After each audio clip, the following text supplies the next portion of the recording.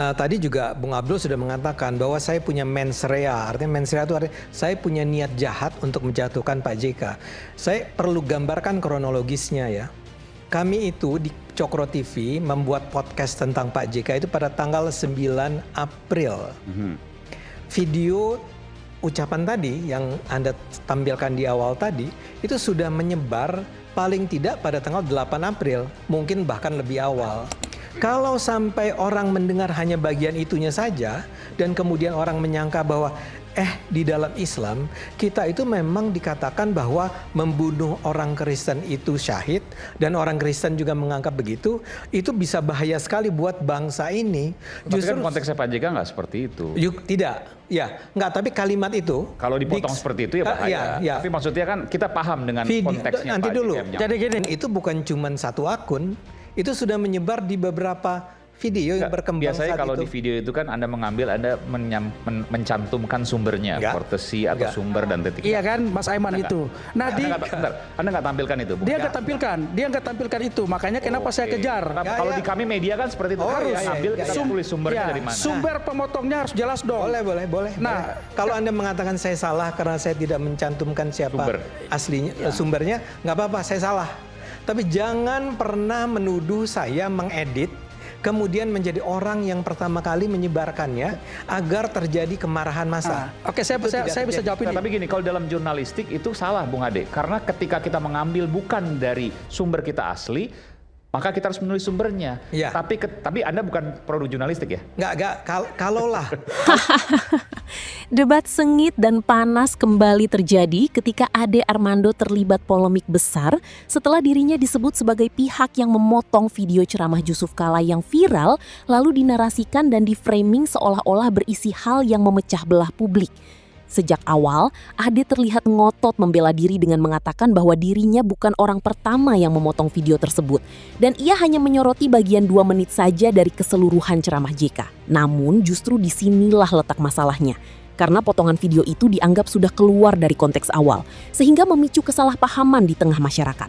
Pengacara Jusuf Kalla pun langsung menantang Ade untuk menunjukkan siapa sebenarnya pihak pertama yang memotong video tersebut, agar semuanya menjadi jelas dan tidak simpang siur. Mau nanya nih, saya masuk ya. Pertama, kalau Bung Ade sampaikan bahwa dia nggak potong, tunjukkan kepada saya malam ini di forum ini siapa yang potong. Pertama, karena kami melihat di video Cokro itu pertama potongan ceramah video JK dipotong. Yang tadi disebutkan oleh Bung Ade itu ada di Cokro TV, Ada pertama kali melihat itu? Ya, saya pertama kali melihat itu. Sehingga saya ingin menantang Bung Ade Armando untuk menunjukkan dari siapa dan dari mana. Pertama pasti dia tahu siapa yang memotong video itu pertama dulu. Karena kenapa di situ nanti akan kelihatan niat jahat. Konteks itu sudah hilang, Mas Aiman. Boleh? Sabar dulu, konteksnya sudah hilang, Mas Aiman. Tapi kita sepakati dulu bahwa apa yang disampaikan Pak JK itu maksudnya bukan ke situ. Maksudnya ketika dipotong di situ maka berbahaya. Terus saya mau bilang buat siapa yang motong? Itu pertanyaan sekarang. Saya maunya bukti di YouTube Kupas Bicara itu hadir Ade Armando sebagai narasumber tunggal dengan ada 2 host cewek, perempuan. Ini bahasa sangat framing nih, seperti ini.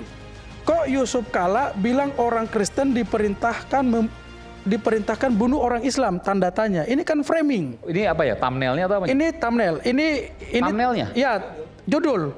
Judul seorang dosen komunikasi dan ahli media bikin judul di Kupas Bicara, kok Jusuf Kalla bilang orang Kristen diperintahkan bunuh orang Islam? Ya. Ini kan fatal. Ini framing yang sengaja jahat ini. Kalau mau main isu yang bagus sedikit dong. Ini kan ingin sedang memprovokasi keadaan. Tapi dengan gaya percaya diri, Ade justru menjawab santai dan terkesan meremehkan tantangan itu dengan mengatakan bahwa pihak lain seharusnya belajar sendiri untuk mengetahui siapa pelakunya. Bahkan ia mengklaim tahu siapa yang melakukan pemotongan, namun tidak mau menyebutkannya. Pernyataan ini justru menjadi bumerang karena Aiman sebagai jurnalis langsung masuk dan memberikan pertanyaan yang sangat mendasar tentang etika jurnalistik, bahwa setiap pengambilan konten orang lain seharusnya mencantumkan sumber yang jelas. Di titik inilah Ade mulai tidak bisa mengelak dan akhirnya mengakui kesalahannya karena tidak memenuhi prinsip dasar tersebut. Potong kalau bukan Anda siapa? Anda ambil dari mana itu? Ya gini, ini artinya timnya Bung Abdul tuh kerjanya, PR-nya nggak beres ya. Kalau Anda belajar jelas, bukan kami yang pertama ya. Sekarang Anda bilang sebut namanya, akunnya. Nggak mau saya sebut karena saya takut bahwa nanti akun tersebut jadi sasaran tembak Anda. Tapi ada namanya, saya hafal, dan itu bukan cuma satu akun, itu sudah menyebar di beberapa video yang berkembang Biasanya saat kalau itu. di video itu kan Anda mengambil, Anda mencantumkan sumbernya, Enggak. courtesy atau Enggak. sumber dan titik. Iya kan, Mas Aiman itu. Nah, Anda nggak tampilkan itu, Bung? dia nggak tampilkan itu. Makanya kenapa saya Oke. kejar? Kalau Ya, di kami media kan seperti itu. Oh, Harus iya, ambil, iya, kita iya. tulis sumbernya Ya, dari mana. sumber pemotongnya harus jelas dong. Boleh. Nah, Kalau Anda mengatakan saya salah karena saya tidak mencantumkan siapa Sumber. aslinya, sumbernya, nggak apa-apa, saya salah. Tapi jangan pernah menuduh saya mengedit, kemudian menjadi orang yang pertama kali menyebarkannya agar terjadi kemarahan massa. Oke, saya Itu tidak bisa terjadi. jawab ini. Nah, tapi gini, kalau dalam jurnalistik itu salah, Bung Ade. Karena ketika kita mengambil bukan dari sumber kita asli, maka kita harus menulis sumbernya. Iya. Tapi Anda bukan produk jurnalistik ya? Kalaulah saya salah. Meskipun demikian, Ade tetap berusaha bertahan dengan membantah bahwa dirinya adalah pihak yang memotong video awal. Dan bahkan ia justru mendukung pemotongan tersebut karena menurutnya isi ceramah JK memang problematik. Namun lagi-lagi argumen itu langsung dipatahkan. Karena dalam praktiknya, memotong video tanpa konteks lengkap justru berpotensi mengubah makna asli dari pernyataan yang disampaikan. Sehingga publik bisa salah memahami isi sebenarnya.